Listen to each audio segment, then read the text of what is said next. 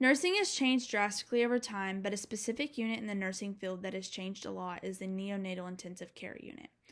Although many of these infants did not live through their first birthday, it is hard to think that only a century ago, the majority of unwell and premature infants were being sent home from the hospital without any special interventions. While the first neonatal intensive care units in American hospitals did not exist until 1922, the development of unique infant care techniques started in the late 19th century. Before more modern technologies were accessible in 1942, infant care was centered on ensuring that they were fed, warm, and infection-free. Only nursing personnel had access to the nursery, and doctors only saw newborns when they were admitted and discharged. Visits from parents were not permitted, and when the infant was released from the hospital, they had frequently had their first encounter with him or her. A nurse manager of the NICU at a children's hospital in Illinois said that hospitals had the mentality that only doctors and nurses should care for infants until he or she was ready to go home. By 1962, only parents were able to visit their infants, but only on Sundays from 1 to 3.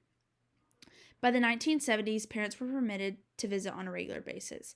Parents had to scrub or bathe from their elbows to their fingertips with a special soap to keep the risk of infection down when entering the unit, and they had to wear yellow gowns to conceal their clothing. Grandparents were finally permitted to visit in the 1980s. All relatives were instructed to leave the room when the doctors were visiting each patient. Siblings weren't permitted in the NICU except on very limited basis until the middle of the 1980s. When leaving the ward, nurses changed into yellow robes provided by the hospital in order to protect their garments from external pathogens. The yellow gowns were no longer required to be worn by the 1990s. However, entering the facility still required a scrub. Newborns who in earlier decades may have been thought to be lost causes were given hope in the 1990s by advances in technology for caring for premature infants as well as in professional knowledge regarding premature infants. Babies as little as 500 grams and as early as 23 weeks gestation had been successfully treated. These very little neonates were helped to survive by advancements in feeding management, new equipment allowing for accurate fluid administration, the control of temperature, and the correct ventilation management. With better care, babies born at 23 weeks of gestation are now more likely to survive.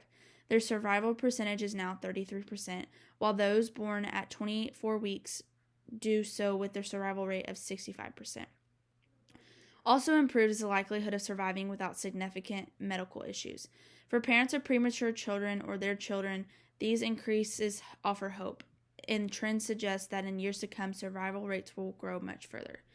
Existence for premature and ill infants is gradually changing, with the exception to the rule with the development of technology and public awareness.